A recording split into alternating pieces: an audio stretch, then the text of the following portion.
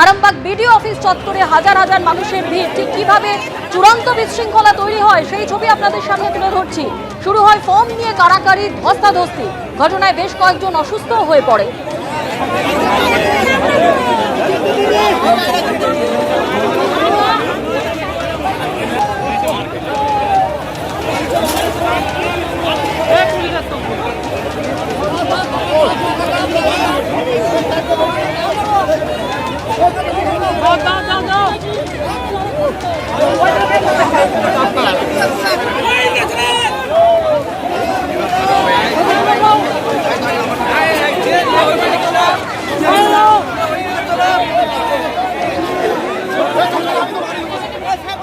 ভূমিহীন এবং যুবসাথী প্রকল্পের ফর্ম তোলাকে কেন্দ্র করে সোমবার সকাল থেকেই কিন্তু চরম বিশৃঙ্খলা হুগলির আরামবাগ বিডিও অফিস চত্বরেই।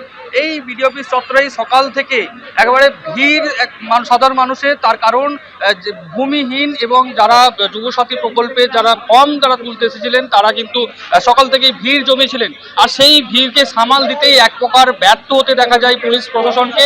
তার কারণ এই ফর্ম তোলাকে কেন্দ্র করেই এদিন সকাল থেকে একেবারে ঠেলাঠেলি ধস্তাধস্তি শুরু হয়ে যায়। প্রচুর মানুষের মধ্যে কিন্তু এই শোরগোল পড়ে যায়, উত্তেজনার সৃষ্টি হয়। পুলিশ মোতায়েন থাকলেও কিন্তু পুলিশ প্রথমে এই পরিস্থিতি সামাল দিতে পুরোপুরি ব্যর্থ হয়ে পড়ে। সেই পরিস্থিতিতে পরে কিন্তু বিশাল পুলিশ বাহিনী এই বিডিও অফিস চত্বরে এসে তারপরে পুলিশ পরিস্থিতি সামাল দেওয়ার চেষ্টা করে।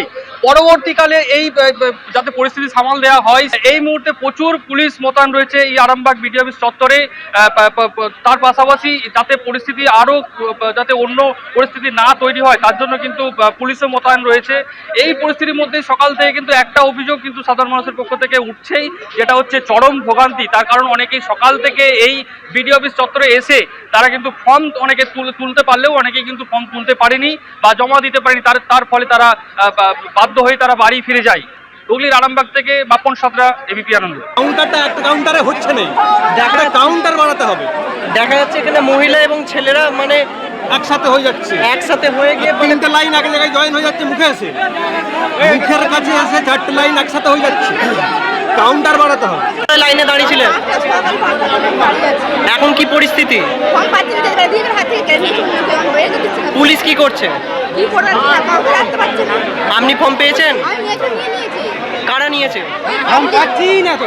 এবিপি আনন্দ, এগিয়ে থাকে, এগিয়ে রাখে।